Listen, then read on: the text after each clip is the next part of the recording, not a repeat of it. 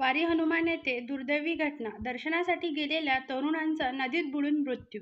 खामगाव तालुक्यातील खुंटपुरी येथील 10 ते 12 तरुणांचा मित्रांचा गट गाडी करून वारी हनुमान येथे दर्शनासाठी गेले असताच एक दुःखद घटना घडली.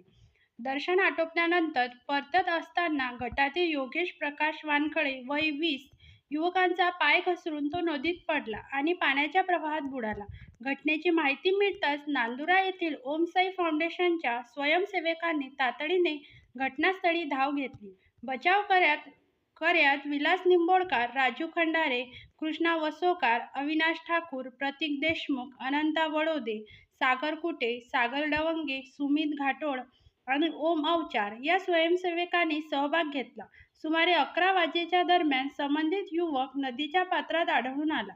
घटनास्थळी सोनाळा पोलीस स्टेशनचे एपीआय काळे, पोलीस कॉन्स्टेबल नितीन दांडगे पाटील आणि खरात हे देखील उपस्थित होते. या दुर्दैवी घटनेमुळे परिसरात हळहळ व्यक्त होत आहे.